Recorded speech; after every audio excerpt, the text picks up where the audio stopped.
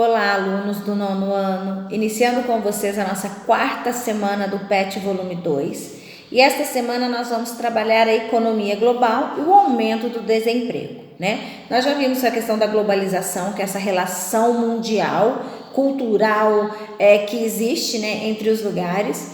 Nós vimos também que a mundialização é uma outra expressão usada em que se refere às relações econômicas, né, de capital entre os países, né? E agora nós vamos falar que também já vimos que nem todos os países fazem parte de forma efetiva do capitalismo, porque ele é excludente. É vantajoso para quem tem dinheiro, para quem não tem, muitas vezes é deixado de lado, né, desse desenvolvimento aí do capitalismo, né? Uma consequência do capitalismo é o aumento do desemprego. Nesse período de pandemia, vocês podem observar aí na realidade de vocês, milhares de pessoas acabaram perdendo seus empregos, os pequenos comerciantes tiveram que fechar suas portas, se reinventar, né? E isso é uma consequência desse mundo globalizado em que a gente vive atualmente. Então, na página 88 do PET de vocês, lembrando que às vezes o PET está existindo uma diferença de páginas de um PET para o outro, né? Então, assim, verifiquem, nós estamos na quarta semana, o meu PET está na página 88, tá?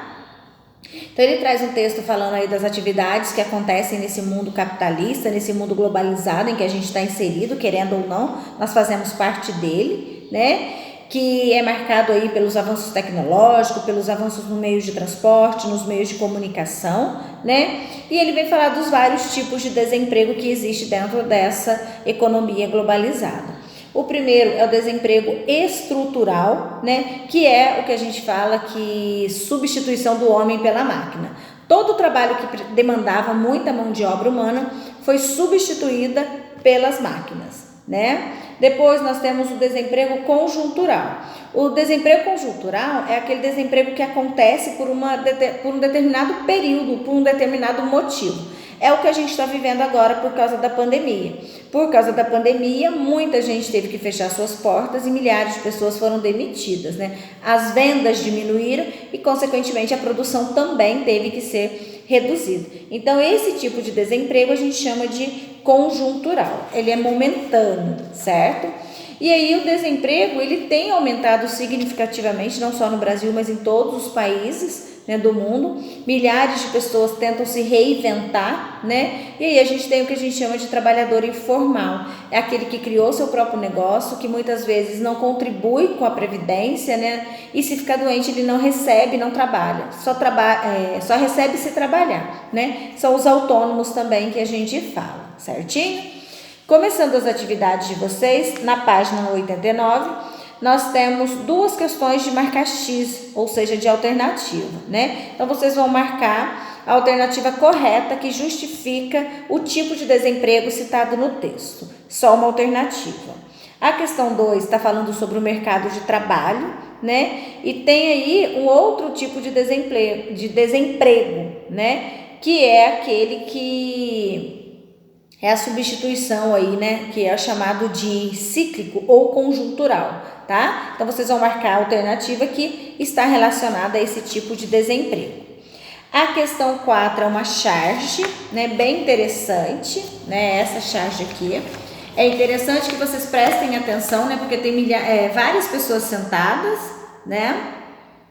E está escrito em cima delas, não temos vagas, né? Então, qual é a consequência desse desemprego para as pessoas? Como que as pessoas conseguem sobreviver se elas não têm emprego, né? Então, a letra A está falando sobre o desemprego estrutural. Vocês vão dizer qual que é o maior problema que isso gera para a sociedade.